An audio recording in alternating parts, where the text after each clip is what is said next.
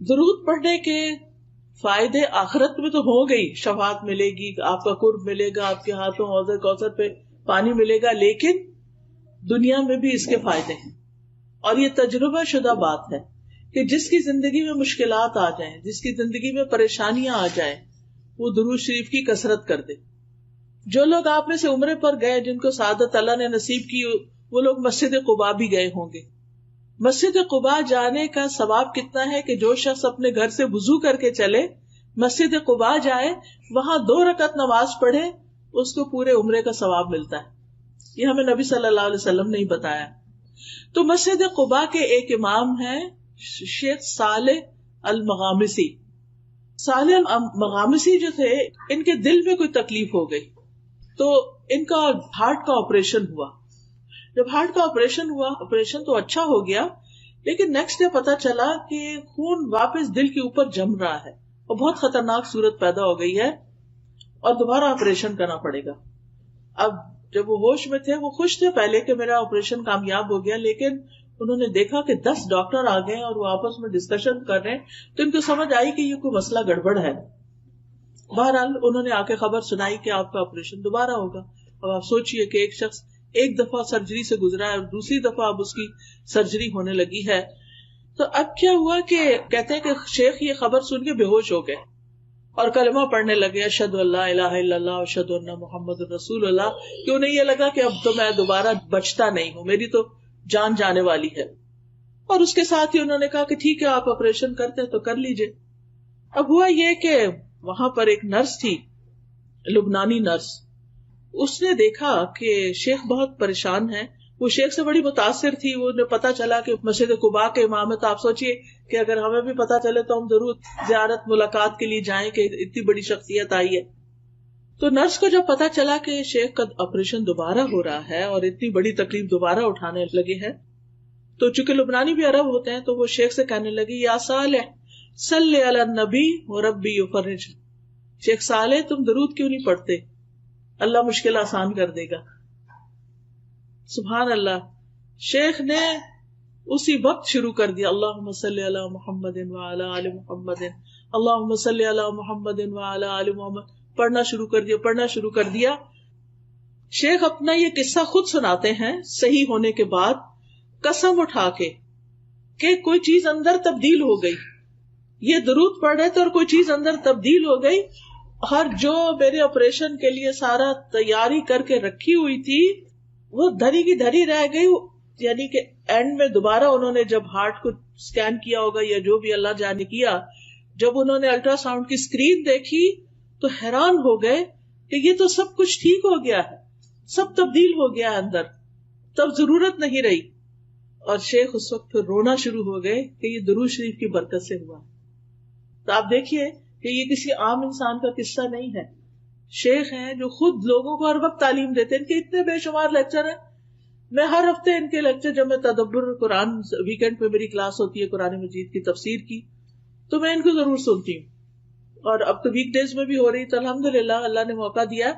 تو ماشاءاللہ یہ اتنی اچھی قرآن کی تفسیر کرتے ہیں، عربی میں ہوتی ہے obviously، اتنی اچھی تفسیر کرتے ہیں کہ بالکل نئے طریقے سے چیزیں سمجھ میں آتی ہیں. اب ایک شخص جو اتنا بڑا عالم ہو، کسی معمولی شخص کو کوئی مسجد قباء کا امام نہیں لگایا جاتا. اس کا علم، اس کا تجربہ، اس کے کریڈینشلز کیسے ہوں گے. لیکن ہوتا یہ ہے کہ ہم سب انسان ہیں.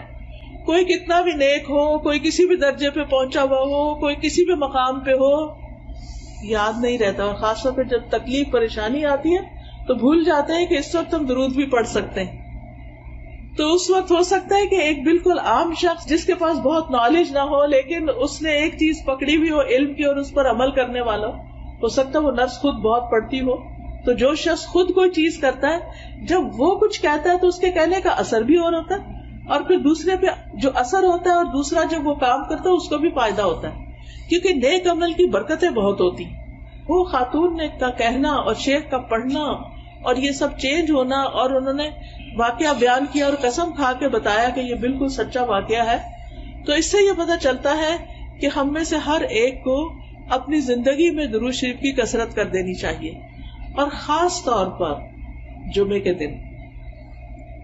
دن جو ہے وہ آپ صلی اللہ علیہ وسلم نے خود حکم دیا ہے کہ جمعے کے دن یعنی جمعے کی رات سے ہی شروع ہو جائے.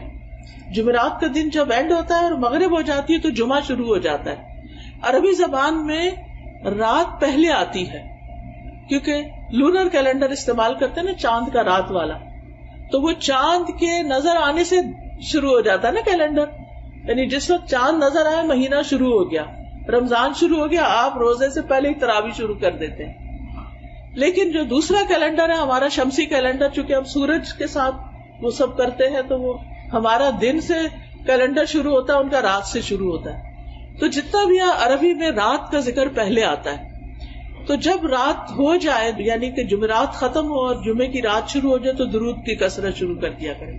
اللہ ہم سب کو توفیق عطا فرمائے، کیونکہ نبی صلی اللہ علیہ وسلم کا نام سنتے ہی ہمیں پڑھنا چاہیے، نماز میں پڑھنا چاہیے، دعا سے پہلے پڑھنا چاہیے، کسی مجلس میں بیٹھے ہو تو پڑھنا چاہیے.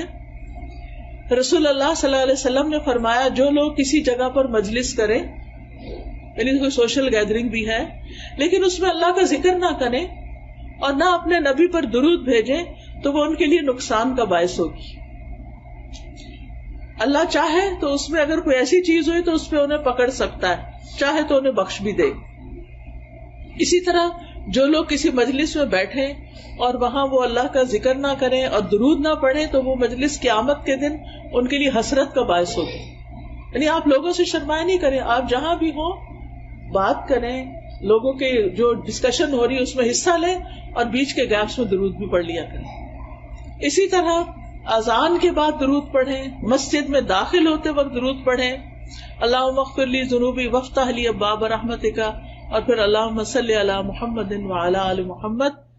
پھر صفا مروہ کی سعی کرنے کے نصیب ہو، آپ جس وقت طواف کر رہے ہوں اس میں بھی، اور خاص طور پر جمعے کی رات اور جمعے کے دن نبی صلی اللہ علیہ وسلم نے خاص طور پر اس کی تاکید کی.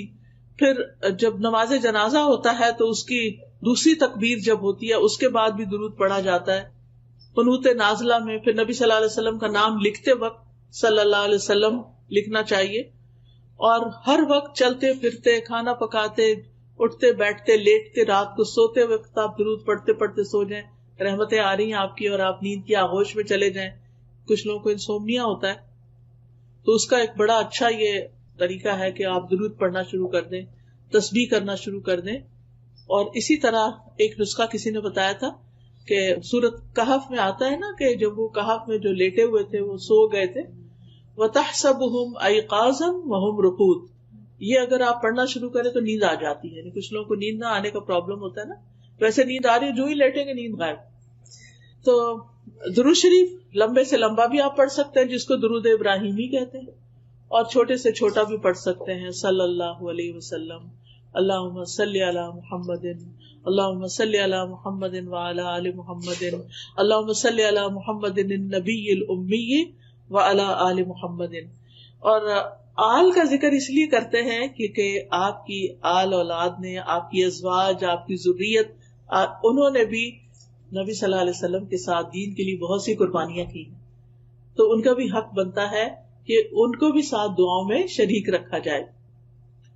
اور پھر آپ دیکھیے کہ نبی صلی اللہ علیہ وسلم پر سلام بھی بھیجنا چاہیے، اور یہ ہم خاص طور پر جب اتحیات پڑھتے ہیں تو اس میں سلام آتا ہے، السلام علیکہ ایھا النبی ورحمۃ اللہ وبرکاتہ، السلام علینا وعلی عباد اللہ الصالحین. اور جب ہم اللہم صلی وسلم کہتے ہیں نا، سلم، تو یہ سلام ہوتا ہے. تو یہ والا درود جب آپ پڑھتے ہیں نا، اللہم صلی وسلم وبارک علی نبینا محمد، تو یہ بہت جامع سے الفاظ ہیں اور اس میں درود اور سلام سبھی کچھ آ جاتا ہے. فرشتے ہمارا سلام بھی نبی صلی اللہ علیہ وسلم کو پہنچا دیتے ہیں. تو بہرحال کرنے کا کام یہ ہے کہ ہمیں نبی صلی اللہ علیہ وسلم پر کثرت سے درود و سلام پڑھنا چاہیے، خصوصاً جمعے کے دن، اور پھر دعائیں مانگنے سے پہلے، اور پھر غم، دکھ، ڈپریشن، پریشانی، ان چیزوں سے بچنے کے لیے، بچوں کی ہدایت اور اصلاح کے لیے، اور اللہ تعالیٰ کی فوری رحمت حاصل کرنے کے لیے آذان سننے کے بعد. اور پھر یہ ہے کہ جو درود آپ نے خود پڑھا اور ہمیں سکھایا اس کو پریفرنس دیں، اس کو فضیلت دیں. بعض لوگ وہ درود نہیں پڑھتے، اپنے خود سے بنائے ہوئے جو ہیں ان کے پیچھے لگ جاتے ہیں اور ان کی خود ہی فضیلت بنا لیتے ہیں. تو ہم پر کوئی وحی تو نہیں آتی نا کہ ہمیں پتا چلے کہ کیا زیادہ بہتر ہے. تو وحی کے ذریعے نبی صلی اللہ علیہ وسلم نے ہمیں جو درود بتائے ہیں ان کی پابندی ضروری ہے. اللہ سبحانہ وتعالی ہمیں توفیق عطا فرمائے. سبحانک اللہم و بحمدک، اشہد ان لا الہ الا انت، استغفرک و اتوب الیک. السلام علیکم و رحمۃ اللہ وبرکاتہ.